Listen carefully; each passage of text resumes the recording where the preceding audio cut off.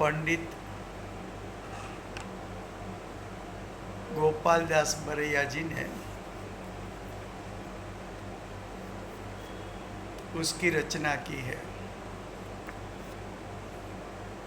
और दिगंबर जैन स्वाध्याय मंदिर ट्रस्ट ने उसका प्रकाशन किया है। उसमें दूसरा अधिकार चलता है। दूसरे अधिकार का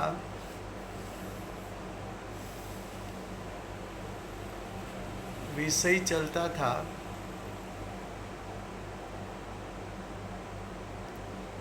कि प्रकृति बंध उसका कारण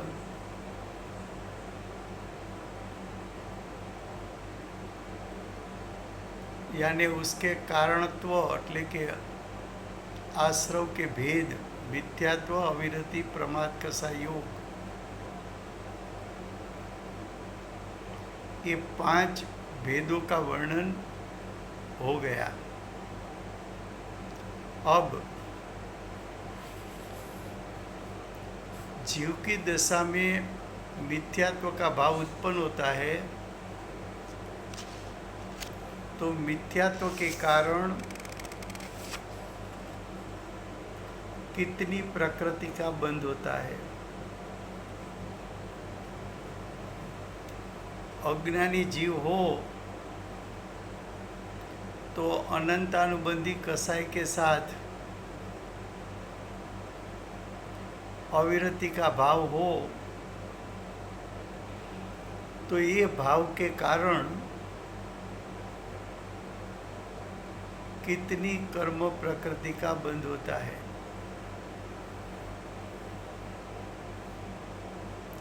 अप्रत्याख्यान कसाय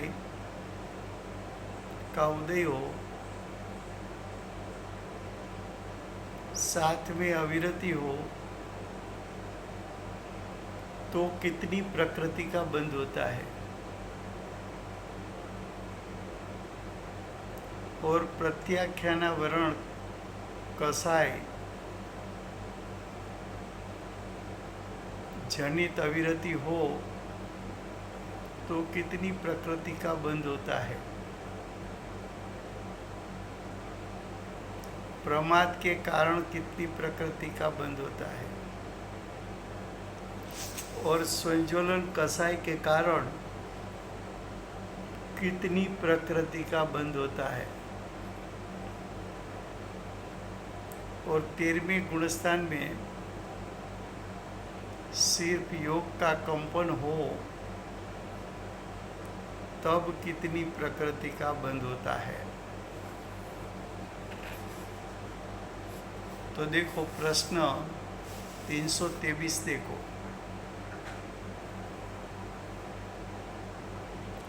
पहले फिर से गुजराती में।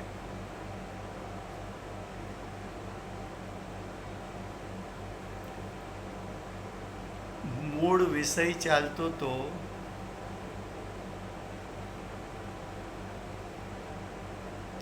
કે પ્રકૃતિ બંધનું કારણ આશ્રવ અને આશ્રવના કારણો 5: મિથ્યાત્વ, અવિરતિ, પ્રમાદ, કસાય અને યોગ। આ 5 કારણો, એના પેટાભેદો, એની ચર્ચા થઈ ગઈ છે। હવે 148 કર્મ પ્રકૃતિ છે। એક કર્મ પ્રકૃતિ બંધાય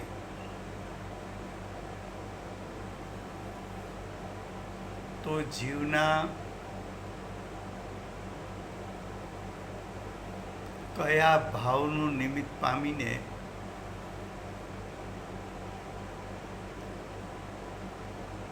કયા કર્મ પ્રકૃતિનો બંધ થાય?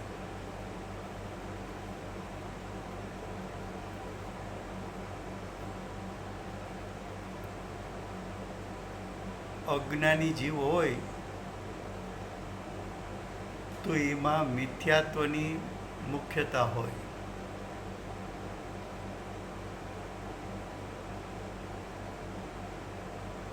તો મિથ્યાત્વની મુખ્યતાવાળા પરિણામ એને કારણે 148 પ્રકૃતિમાંથી કેટલી પ્રકૃતિ બંધાય અને કઈ કઈ બંધાય?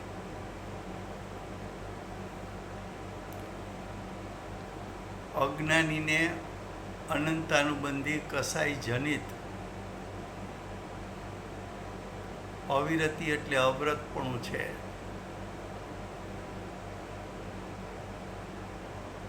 તો અજ્ઞાનીને અનંતાનુબંધી સહિત અવિરતિ એ ભાવથી કેટલાક કર્મની પ્રકૃતિ બંધાય, એટલે કે કઈ કઈ પ્રકૃતિનો બંધ થાય.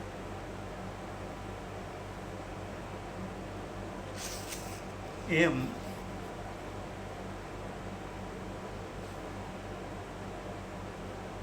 સમ્યક દ્રષ્ટિ હોય તો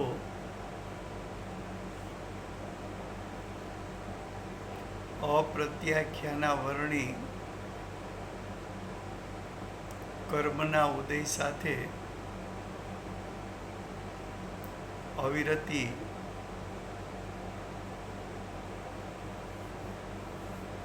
તો સમ્યક દ્રષ્ટિને અપ્રત્યાખ્યાના વરણ કસાય એની ઉત્પત્તિ સાથે અવિરતિપણું છે. તો એ ભાવને કારણે 148 કર્મ પ્રકૃતિમાંથી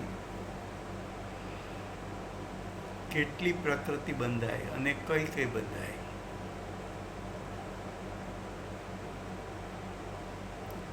પંચમ ગુણસ્થાન વતી શ્રાવક હોય તો પ્રત્યાખ્યાના વરણ કસાય સહિત અવિરતિનો ભાવ હોય તો એ ભાવનું નિમિત્ત પામીને 148 કર્મ પ્રકૃતિમાંથી કઈ પ્રકૃતિનો બંધ થાય?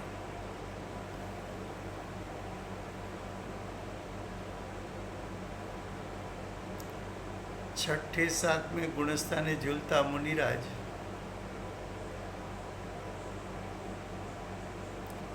છઠ્ઠા ગુણસ્થાનમાં આવે તો પ્રમાદ કહેવાય. તો પ્રમાદને કારણે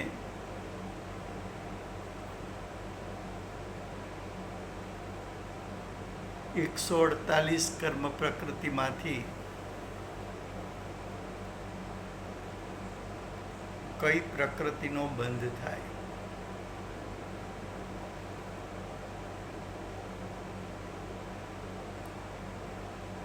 સાતમા ગુણસ્થાનમાં સ્વંજ્વલન કસાય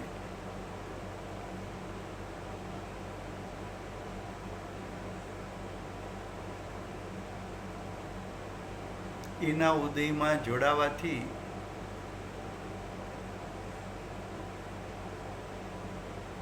જીવને 148 કર્મ પ્રકૃતિમાંથી કઈ કર્મ પ્રકૃતિનો કઈ કર્મ પ્રકૃતિઓનો બંધ થાય? અને છેલ્લે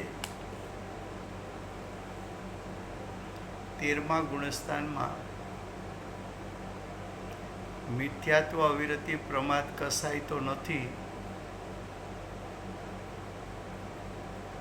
માત્ર યોગ ગુણનું કંપન છે. તો એ કંપનને કારણે 148 કર્મ પ્રકૃતિમાંથી કઈ પ્રકૃતિનો બંધ થાય?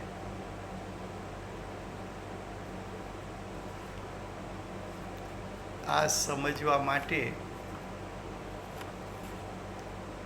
પ્રશ્ન 323 क्वेश्चन 323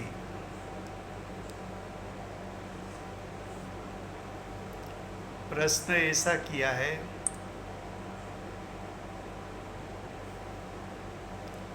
कि मिथ्यात्व की प्रधानता से कौन कौन सी प्रकृतियों का बंध होता है? अज्ञानी जीव है यानी हम सब है, उसमें मिथ्यात्व का भाव प्रधान भाव है। क्यों? कि हम प्रथम गुणस्थान में हैं और प्रथम गुणस्थान का नाम मिथ्यात्व गुणस्थान कहने में आता है।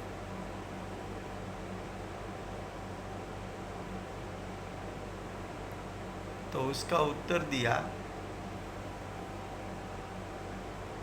कि मिथ्यात्व की प्रधानता से 16 प्रकृतियों का बंध होता है। कुल कर्म प्रकृति घाती अघाती उसका पेटा भेद करो तो 148 कर्म प्रकृति है। 148 कर्म प्रकृति में से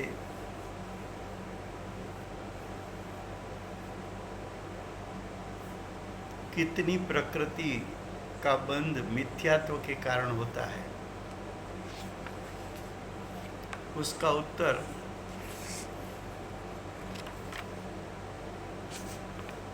कि मिथ्यात्व की प्रधानता से 16 प्रकृति का बंध होता है। 148 में से 16 प्रकृति का बंध मिथ्यात्व के कारण। 16 प्रकृति में कौन कौन सी प्रकृति?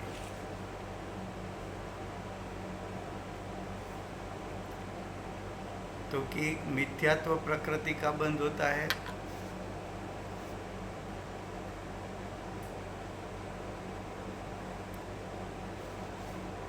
दूसरा मुंडक संस्थान, तीसरा नपुंसक वेद,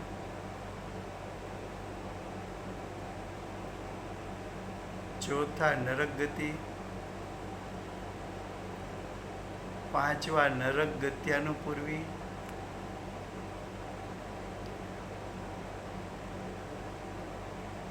छठा नरकायु, सातमा असंप्राप्त श्रुपाटिका सहनन,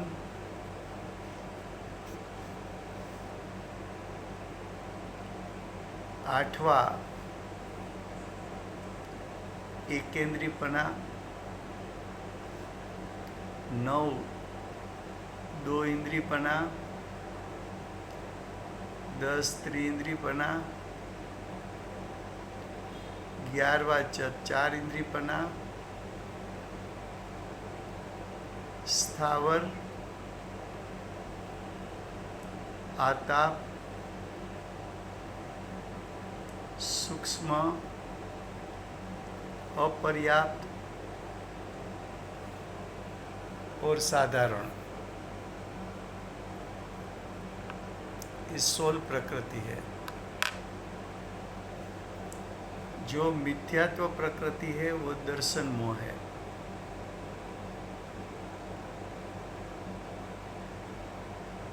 घाती कर्म है। मुंडक संस्थान शरीर का आकार बेडोल, पीछे खूंद निकली हो, पग, पांव आदि, हाथ आदि कोई ठीक शेप के न हो, तो ये नाम कर्म की प्रकृति है। मुंडक संस्थान, नपुंसक वेद, वो नो कसाई है, और ये चारित्र मोह है।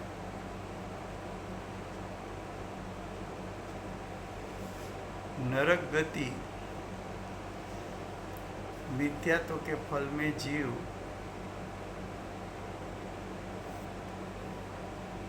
गुरुदेव नायरोबी के प्रवचन में बोलते हैं,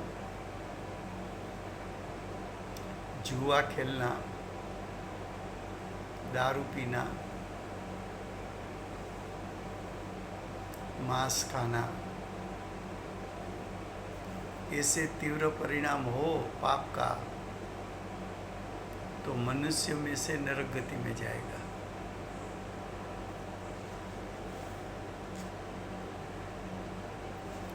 तो गति नाम कर्म, उसमें नरक गति,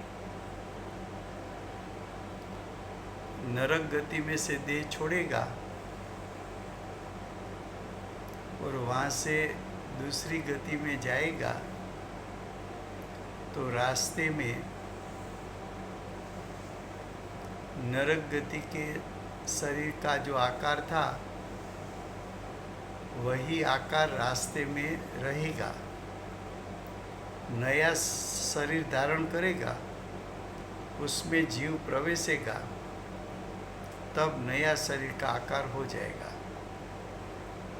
तो रास्ते में जो आकार रहता है वो नाम कर्म की एक प्रकृति है, चार प्रकृति है। गत्यानुपूर्वी, गत्यानुपूर्वी के चार भेद, चार गति है इसलिए चार भेद।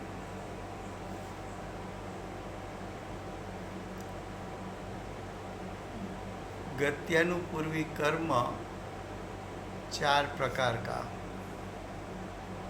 तिर्यंच गत्यानुपूर्वी, नरक गत्यानुपूर्वी, मनुष्य गत्यानुपूर्वी,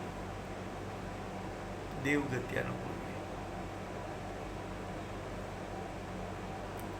मिथ्यात्व के कारण आयु कर्म का बंध नरक आयु का भी होता है।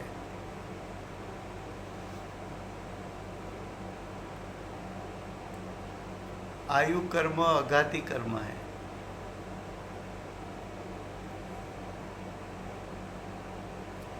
थोड़ी बात हमें सभी कर्म के बारे में मालूम होना चाहिए।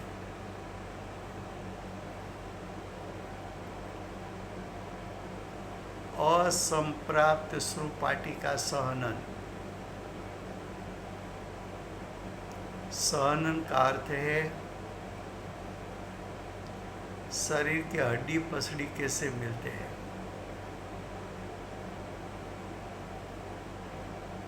और सहनन नाम कर्म का प्रकार है। और नाम कर्म में सहनन नाम कर्म 6 प्रकार के होते हैं।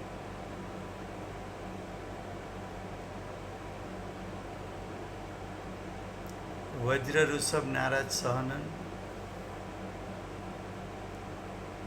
वज्र ऋषभ सहनन, नाराज सहनन, अर्ध नाराज सहनन, किलिच सहनन અને असंप्राप्त श्रुपाटी का सहनन, ऐसे 6 प्रकार होते हैं। उसमें मिथ्यात्व के कारण असंप्राप्त श्रुपाटी का सहनन का बंद होता है। उसके बाद जाति, जो जाति नाम कर्म है वो भी नाम कर्म का प्रकार है। जाति का प्रकार 5: एक इंद्रिय, 2 इंद्रिय, 3 इंद्रिय, 4 इंद्रिय, पंचेंद्रिय, संज्ञ, असंज्ञ। तो मिथ्यात्व के कारण, मिथ्यात्व बड़ा पाप है, इसलिए उसके फल में एक इंद्रिय, 2 इंद्रिय, 3 इंद्रिय, चतुर्ंद्रिय हो सकते हैं आप।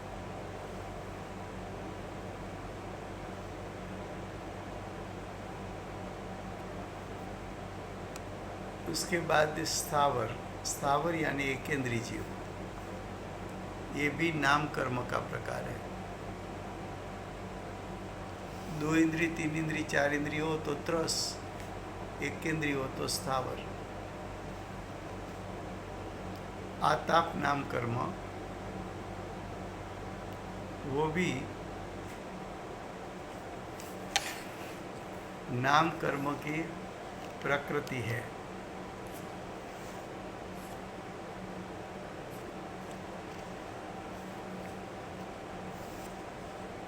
जो आताप नाम कर्म है,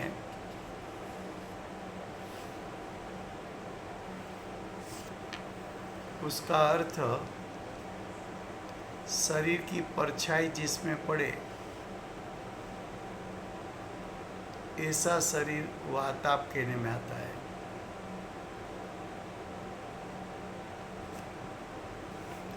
उसके बाद सूक्ष्म, शरीर ऐसा सूक्ष्म हो कि दीवार में से पसार हो सके, वो भी नाम कर्म का प्रकार है। अपर्याप्त, अपर्याप्त नाम कर्म का अर्थ है कि जीव जिस गति में जन्म ले वहाँ उसका आयुष्य अंत मुहूर्त काल से कम हो। अंत मुहूर्त यानी 48 मिनट से कम, 6 आवली से ज़्यादा।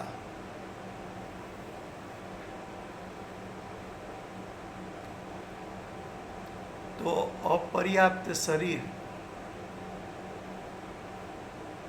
जो अपर्याप्त शरीर होता है वो सम्यक दर्शन प्राप्त नहीं कर सकता। सम्यक दृष्टि जीव अपर्याप्त कभी जन्म नहीं लेते। सम्यक दर्शन की प्राप्ति के बाद सम्यक दृष्टि को अपर्याप्त जन्म नहीं होता। जहाँ इंद्रिय वगैरह खिले उसके पहले ही उसका आयुष्य पूर्ण हो जाता है। हमने एक बार कहा था कि माता के शरीर में जीव आया, अंत मुहूर्त काल के समय तक उसका आयुष्य नहीं था। 48 मिनट से कम इंद्रियों की पूर्ण खिलवट भी वहाँ नहीं होती, इसलिए अपर्याप्त कहा जाता है। उसके पहले तो अवसान हो जाता है, मरण हो जाता है।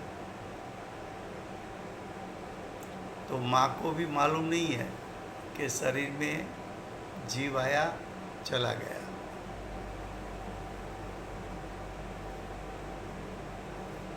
ऐसे शरीर को अपर्याप्त कहते हैं। अपर्याप्त वो भी नाम कर्म का प्रकार है।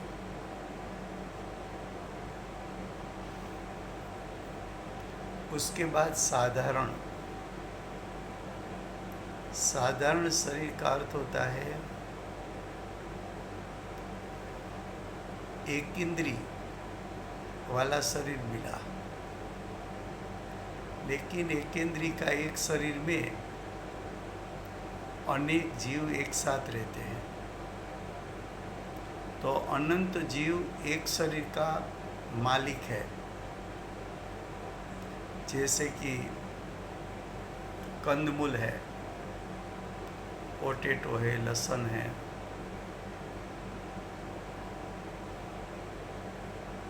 वो सब निगुत के जीव, साधारण जीव, साधारण शरीर। साधारण शरीर भी नाम कर्म का भेद है। तो मिथ्यात्व के कारण मिथ्यात्व कर्म का बंध, मुंडक संस्थान यानी शरीर का आकार, नपुंसक वेद,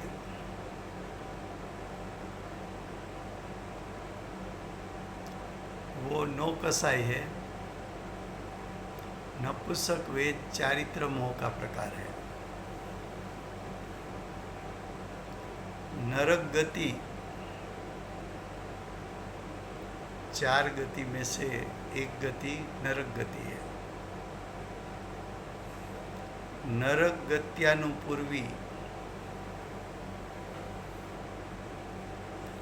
जैसे हम मनुष्य है तो मनुष्य गत्यानुपूर्वी, उसका अर्थ कि मनुष्य का देह छोड़ेंगे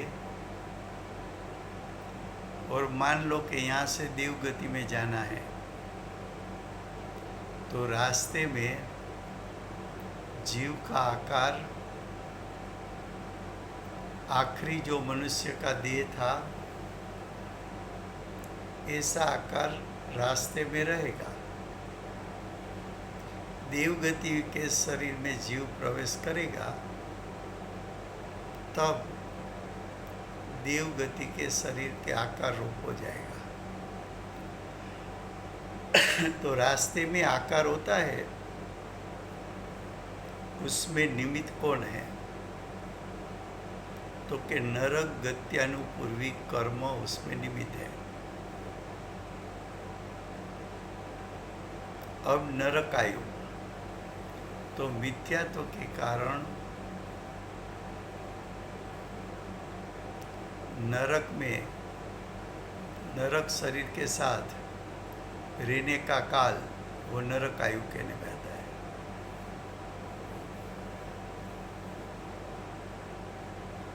उसके बाद सहनन, तो सहनन नाम कर्म का प्रकार है। असंप्राप्त श्रुपाठी का सहनन,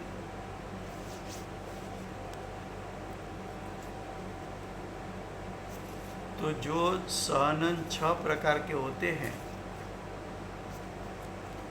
उसमें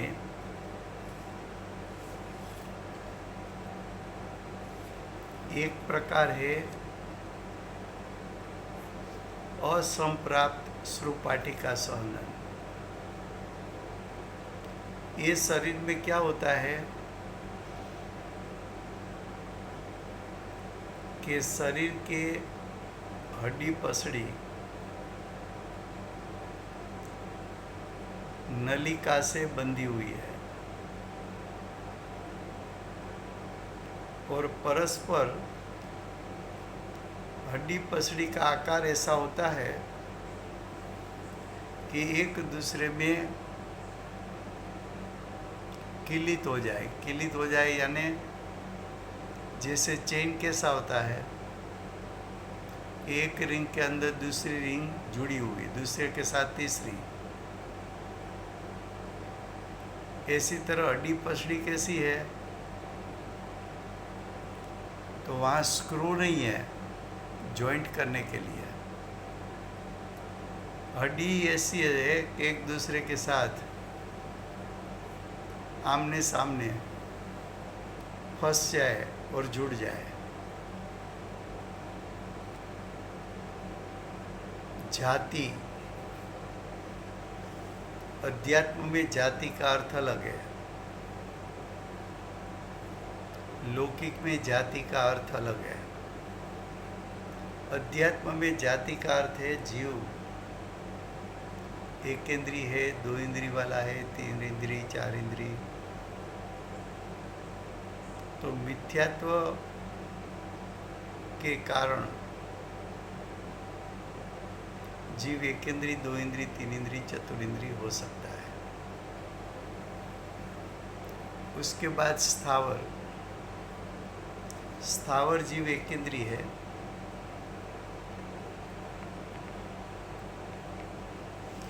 જો जलकाय, अग्निकाय वगैरह जीव स्थावर, जल उसका शरीर है, अग्नि जिसका शरीर है, वनस्पति जिसका शरीर है, इसलिए उसको बोला जाता है जलकाय, अग्निकाय, वनस्पतिकाय। आताप, शरीर की परछाई पड़े वो आताप नाम कर्म के कारण।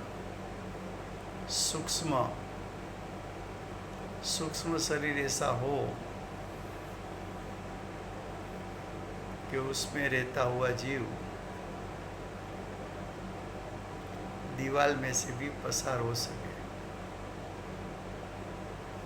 अपर्याप्त,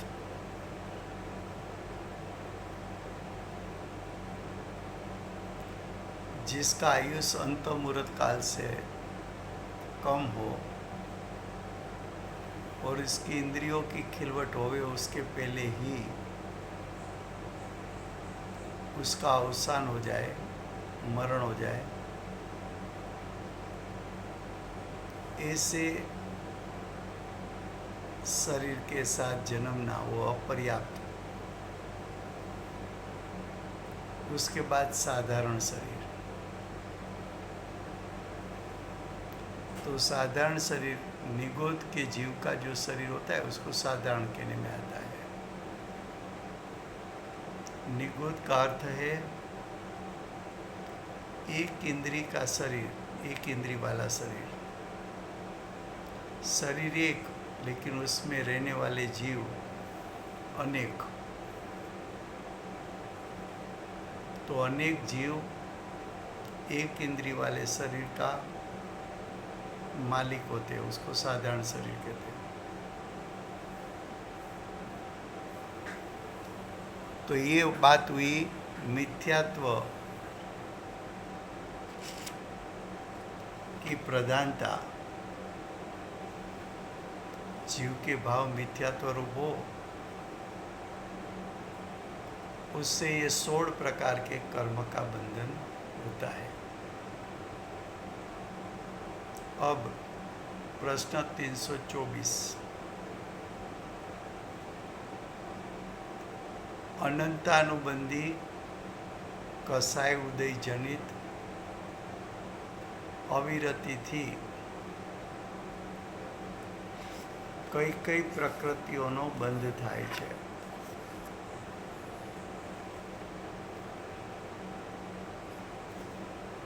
તો જેમ મિથ્યાત્વને કારણે 16 પ્રકૃતિ બંધાય છે, એમ અનંતાનુબંધી કસાયથી 25 પ્રકૃતિનો બંધ પડે છે।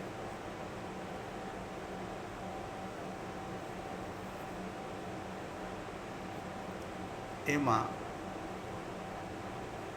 અનંતાનુબંધીના ક્રોધ, માન, માયા, લોભ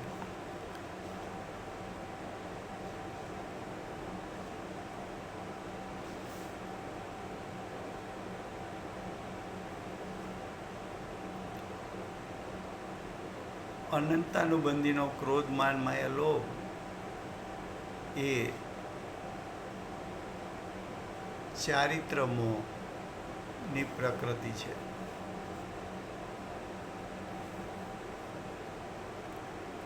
ત્યાર પછી સ્થાન ગ્રદ્ધિ એ દર્શનાવરણી કર્મનો પ્રકાર છે।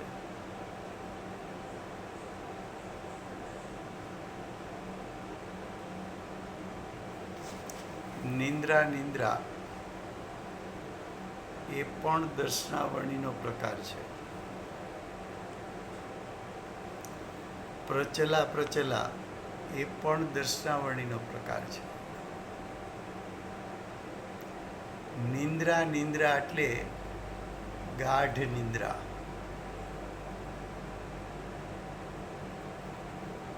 એને હલાવો તો ઉઠે નહીં, ઉઠે તો એને ખબર નથી કે હું જાગી ગયો છું, પાછો સૂઈ જાય।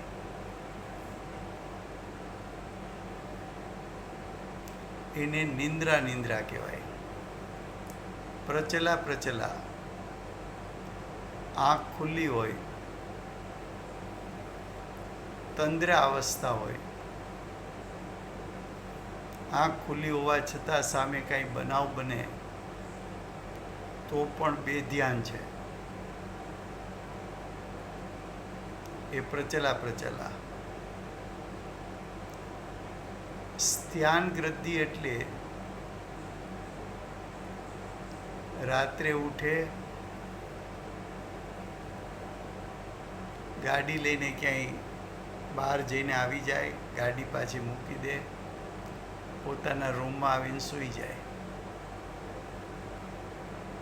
ઘરના પૂછે કે અડધી રાતે ક્યાં ગયા હતા, તો કે હું ક્યાંય ગયો જ નથી. ઘણા લોકો એવું કહે કે રાત્રિના ચાલવાનો એને રોગ છે, પણ એ ખરેખર દર્શનાવર્ણી કર્મ એના તીવ્ર ઉદય એ સ્થાન ગ્રદ્ધિ છે. એ ઉદયમાં જોડાવાથી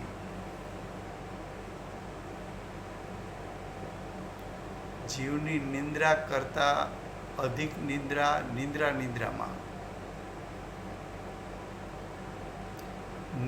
નિંદ્રા પછી પ્રચલા એટલે તંદ્રા અવસ્થા એટલે બેઠા હોઈને કાંઈ પણ થાય તો ખ્યાલ નથી. પ્રચલા તીવ્ર તંદ્ર અવસ્થા, આખો બનાવ બની જાય તો કે મારું ધ્યાન નથી. આ બધા દર્શનાવર્ણી કર્મના ઉદયો છે. પછી દુર્ભગ.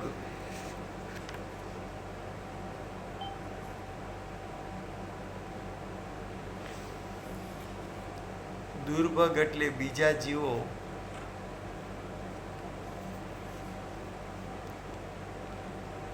તમારી સાથે દુશ્મની કરે,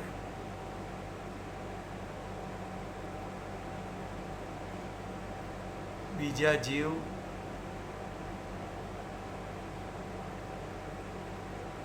દુશ્મની કરે એટલે વેર રાખે.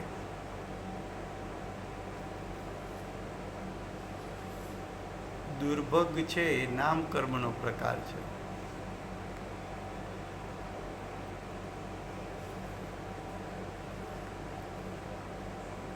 થોડું યાદ રહે તો 148 પ્રકૃતિ યાદ રાખવી. પછી દુસ્વર.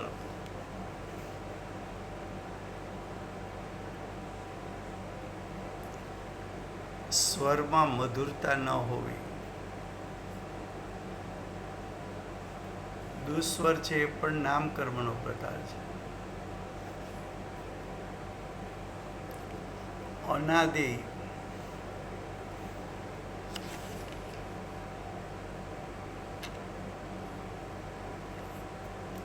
અનાદિ એટલે શરીરમાં તેજ ન હોવું.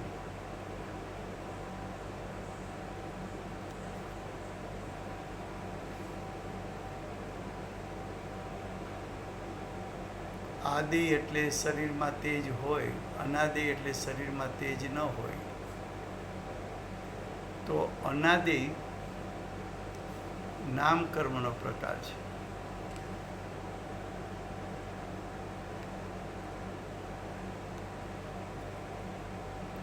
પછી અપ્રશસ્ત વિહોયાગતિ. એનો અર્થ અશુભ કાર્ય માટે ગમન કરવું.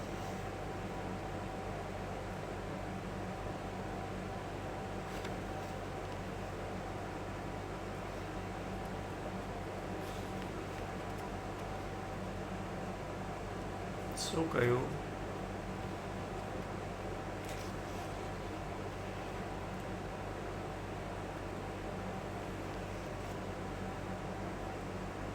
તો કે વિહોયા ગતિ છે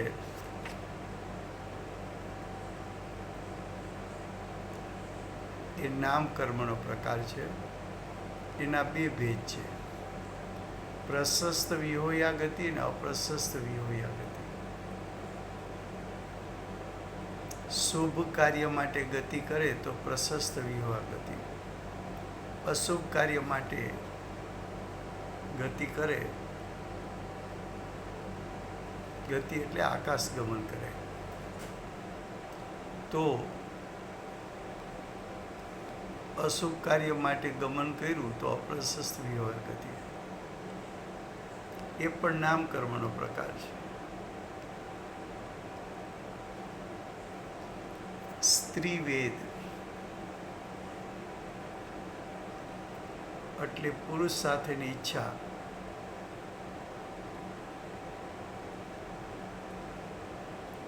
એ નો કસાયનો પ્રકાર છે, માટે ચારિત્ર મૌન્યનો પ્રકાર છે.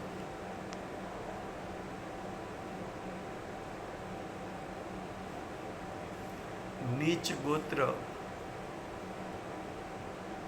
નીચા ગોત્રમાં જન્મ થવો, તો ગોત્ર કર્મ બે પ્રકારના, ઉચ્ચ ગોત્ર અને નીચ ગોત્ર. ગોત્ર કર્મ અઘાતી કર્મ છે.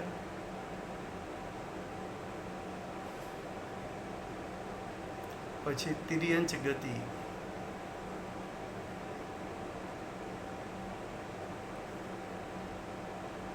ચાર ગતિમાં એક ગતિ તિર્યંચ ગતિ.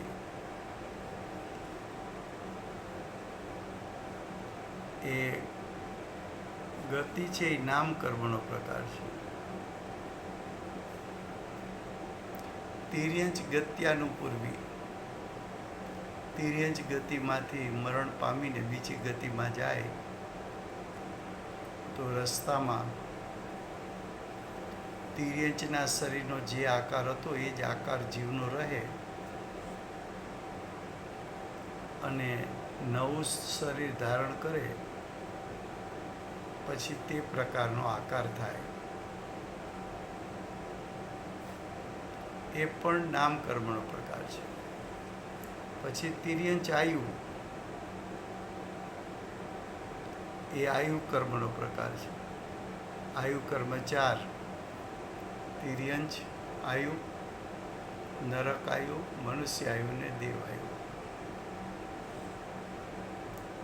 પછી ઉદ્યોત નામ કર્મ,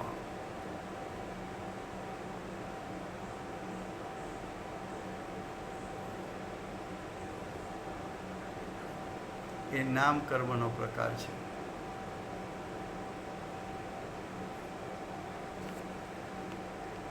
પછી સંસ્થાન, સંસ્થાન એટલે શરીરનો આકાર.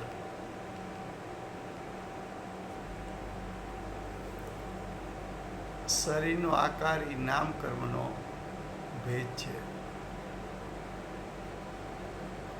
સંસ્થાન નામ કર્મ 6 પ્રકારના હોય, પણ અનંતાનુબંધી કસાય નિમિત્તે 4 પ્રકારના શરીરના આકાર મળી શકે. ન્યગ્રોધ, પરિમંડલ સંસ્થાન, સ્વાતિ સંસ્થાન, કુંજક સંસ્થાન ને વામન સંસ્થાન. ન્યગ્રોધ પરિમંડલ સંસ્થાન એટલે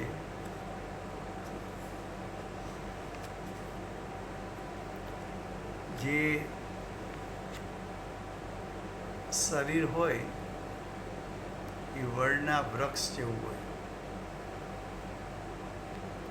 વડનું વૃક્ષ ઉપર ઘેરાવો વધારે હોય અને નીચે થડ પતલું હોય. એમ શરીર ઉપરનો ભાગ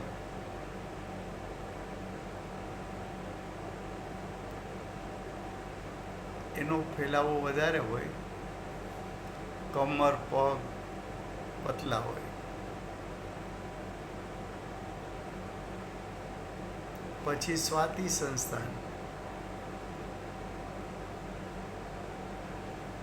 એમાં ઉલટું, નીચેના પગ, કમર, પગ બધું જાડું હોય, ઉપરનો ભાગ પતલો હોય. કુંજક સંસ્થાન એટલે કદરૂપું શરીર. વામન સંસ્થાન એટલે શરીરની ઊંચાઈ ઓછી હોય.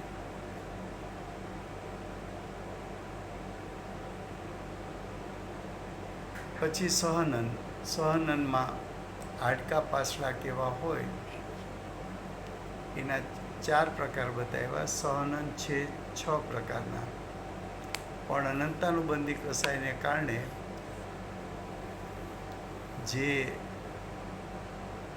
સહનન મળે એના પ્રકાર 4 છે. વજ્ર નારાજ સહનન, નારાજ સહનન, અર્ધ નારાજ સહનન ને કિલિત સહનન. સમય થયો છે.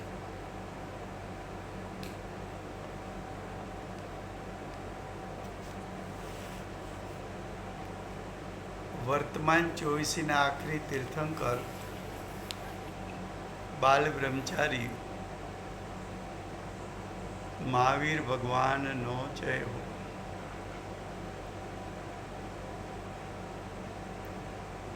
મહાવિદ્ય ક્ષેત્રે બિરાજતા પ્રથમ તીર્થંકર ધર્મ ધુરંધર, અનંત ચતુષ્ટિના ધારક, દિવ્ય ધ્વનિના દાતાર, આપણા શાસન ઉપકારી શ્રી સિમંદર ભગવાનનો જય હો. કડીકાળ સર્વજ્ઞ કેવળ જ્ઞાની તળેટીમાં બેઠેલા પ્રમત અપ્રમત ગુણસ્થાનધારી ભગવત શ્રી કુંકુંદાચાર્ય દેવનો જય હો.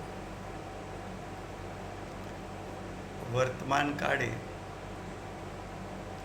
સમ્યક દર્શનનો ઉપદેશ દેનાર તીર્થના નાયક, તીર્થના સ્થાપક, તીર્થના પ્રવર્તક, પરમ કૃપાળુ શ્રી સદગુરુ દેવનો જય હો.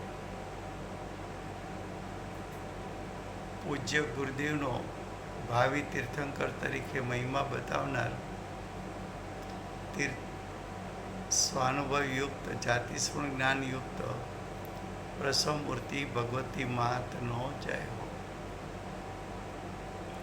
સમ્યક દર્શનની પ્રાપ્તિમાં નિમિત્તરૂપ સર્વ જીનવાણી માતનો જય હો. પૂજ્ય ગુરુદેવ અને માતાજીની સાધના ભૂમિ સુવર્ણપુરી ધામનો જય હો. સુવર્ણપુરી ધામમાં બિરાજતા સર્વ દેવ શાસ્ત્ર ગુરુ ભગવંતનો જય હો. વર્તમાન ગુરુ અને ભવિષ્યના તીર્થંકર શ્રી સૂર્યકીર્તિ ભગવાનનો જય હો. સૂર્યકીર્તિ ભગવાનના સમોસરના મુખ્ય ગણધર દેવેન્દ્ર કીર્તિનાથ ભગવાનનો જય હો. પરમ દિગંબર જૈન ધર્મનો જય હો.